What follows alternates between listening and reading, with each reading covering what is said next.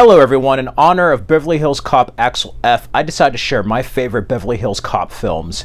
Now, this list will greatly differ from yours, so feel free to share your favorites down in the comments below.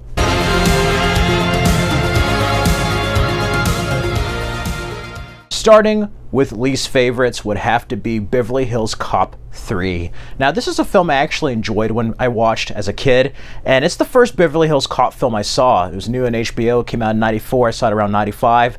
And you know, even though it is rated R, it's a bit softer. It doesn't have the edge and grittiness of the first two films. Axel behaves a bit more mature in this film. And in other ways, there's some very awkward comedy. The comedy and action do not match up. This is a very bizarre film right from the start. It's like, okay, the budget lowered. You can tell Jerry Bruckheimer's not involved, and John Landis sadly creates something that's very lackluster with Eddie Murphy. But it's kind of crazy considering the other films he did with him. And it does poke fun at Disney with Wonderworld, with Uncle Dave, so to speak. It starts off in Detroit.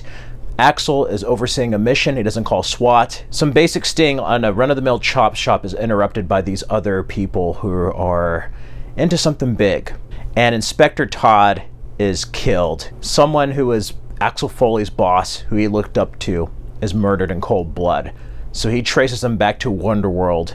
And of course, that's near Beverly Hills. So that's where we get Billy Rosewood back. Judge Reinhold. Of course, Taggart is not in this one, so we have Hector Elizondo as another character. That's interesting, but it can never replicate what John Ashton and Judge Reinhold had together. We do get Teresa Randall as Janice in this film. I like her as a love interest for Axel Foley. I kind of wish that was explored more in the later movie. Overall, you do have some funny moments of humor, some crazy cameos, and even though there are some ambitious action set pieces, it just feels very low budget and just mediocre compared to what we had in the previous two films. Of course, a villain, we have Timothy Carhart as Ellis DeWald. Yeah, you may recognize him as a violinist that Dano is seeing in the original Ghostbusters. John Saxon is in this. Despite some action set pieces and moments here and there, overall, it's probably the weakest of the Beverly Hills Cop films. After that would be Tony Scott's Beverly Hills Cop 2. This has style. Perhaps style a little bit over substance in many ways. While I like the other films on this list overall more, this one is underrated with certain moments. I think this is still an underrated sequel. I like what Tony Scott did. This still had the grittiness of the first film, and you get to see Axel Foley in Detroit undercover. So it's something very different. In many ways, you could tell like it's post-Miami Vice, just the way it's shot and everything. It's so much more glitzy and glamorous, even in Detroit, before going to Beverly Hills. Axel is just in his element here. Eddie Murphy is better than ever. Bogomil, he gets shot and injured. We have something called the Alphabet Murders with the main villains. Bridget Nielsen plays a villain. She's one tall woman, let's just say. I like how she's presented in this. It's very kind of comic book like, you know, and the way sunglasses are shown and the style. The cinematography is just beautiful. It's just a clean, pristine film from Tony Scott. Axel reuniting with Taggart and Billy. And we get to see more of Billy. There's some funny stuff with Judge Reinhold here, especially with his plants and stuff.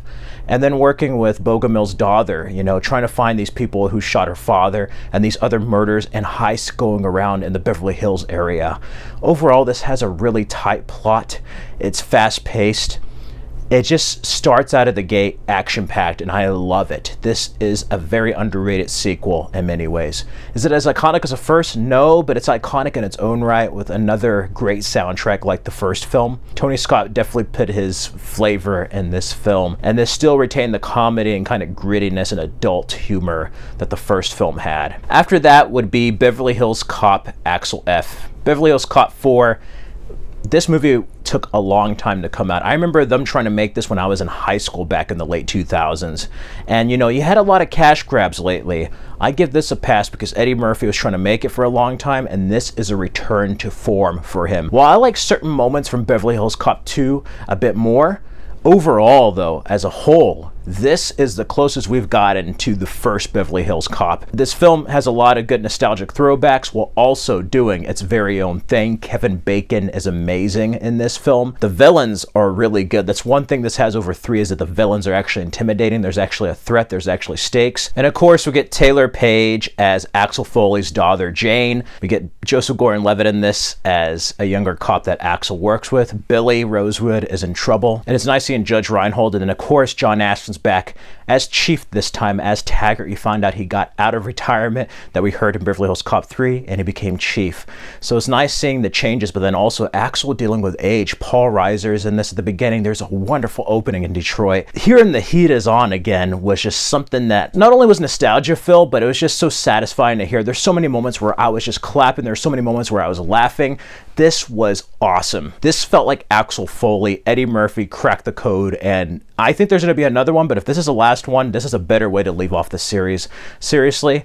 Now, some of it is a bit predictable like the previous films, but hey, if it ain't broke, don't fix it. We get some familiar faces from the past return as well, and some wonderful, wonderful action set pieces. It joins Bad Boys Ride or Die as far as like a fourth film that is just awesome. I had a blast with Axel F, and Lauren Balfe had an amazing score. Yeah, he had the saxophone player from Lost Boys. I Still Believe guy did some of the sax in this, and he got some musicians from the 80s to do the synths, and I can tell you the soundtrack is where this is at with some modern music, and it's probably right up there with the first film for me. For first place is the original Beverly Hills Cop. Martin Brest directed this. He did Sin of a Woman, Meet Joe Black, Midnight Run. He does some amazing films, and this is just a perfect film. Like, there's some areas where the sequel's improved upon, but honestly, this was a perfect movie where it could have just been by itself without a sequel.